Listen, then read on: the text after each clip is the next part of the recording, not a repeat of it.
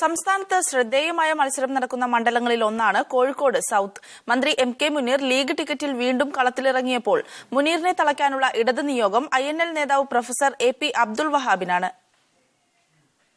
Kozhikode south മണ്ഡലത്തിൽ കഴിഞ്ഞ തവണ 1376 വോട്ടിനാണ് MK മുനീറിന്റെ ജയം.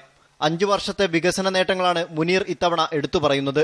വികസന നേട്ടങ്ങൾ ഉയർത്തിയുള്ള UDFന്റെ വാഹന പ്രചരണ ജാഥ ഇതിനോടകം പൂർത്തിയായി. എതിർ സ്ഥാനാർത്ഥിയെ മുനീർ വില കുറച്ചു കാണുന്നില്ല. വികസന തുടർച്ചയ്ക്കായി ജനം വോട്ട് ചെയ്യുമെന്ന പ്രതീക്ഷയിലാണ് അദ്ദേഹം. വഹാബ് എന്ന് പറയുന്ന വ്യക്തിയേക്കാൾ ഇടതുപക്ഷം ആണ് അപ്പുറത്തുള്ളത് എന്നുള്ള രീതിയിൽ തന്നെയാണ് നമ്മൾ പ്രവർത്തനം നടത്തുന്നത്. നമ്മൾ അത്രയും കാര്യങ്ങളോട് ചെയ്തിട്ടുണ്ട്. അപ്പോൾ അതിൻ്റെ ഒരു പ്രതിഫലനം ജനങ്ങളിൽ നിന്നുണ്ടാവുന്നുള്ള ആത്മവിശ്വാസം എനിക്കുണ്ട്. പ്രചാരണ രംഗത്ത് ഇടതുമുന്നണി ഏറെ മുന്നേറി കഴിഞ്ഞു. വീടുകൾ കയറിയുള്ള പ്രചാരണം ദിവസങ്ങൾക്ക് മുൻപേ ആരംഭിച്ചു.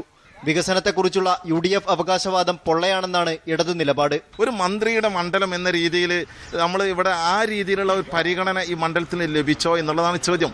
ഇല്ല എന്നുള്ളതാണ് എവിടെ പോയാലും കാണാൻ സാധിക്കുന്നത്. കഴിഞ്ഞ തവണ സാങ്കേതികമായ ചില പിഴവുകൾ സംഭവിച്ചതാണ്. ആ പിഴവുകളുടെ പഴുതടച്ചുകൊണ്ടുള്ള ശക്തമായ പ്രവർത്തനമാണ് ഇടതുപക്ഷ ജനാധിപത്യ മുന്നണി നടത്തിക്കൊണ്ടിരിക്കുന്നത്. BDJSന്റെ സതീഷ് കുറ്റിയിലാണ് NDA സ്ഥാനാർത്ഥി.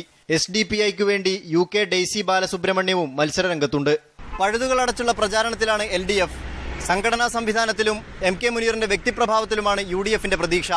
കഴിഞ്ഞ നിയമസഭാ തെരഞ്ഞെടുപ്പിന്റെ ഫലപ്രഖ്യാപന സമയത്ത് ഇരുമുന്നണികൾക്കുമുണ്ടായ നെഞ്ചിടിപ്പ് ഇത്തവണയും ആവർത്തിക്കുമെന്ന സൂചന തന്നെയാണ് പ്രചാരണത്തിന്റെ ആദ്യഘട്ടത്തിൽ കോഴിക്കോട് സൌത്ത് മണ്ഡലം നൽകുന്നത്. കോഴിക്കോട് നിന്നും K. ഇല്യാസ്, മീഡിയ 1.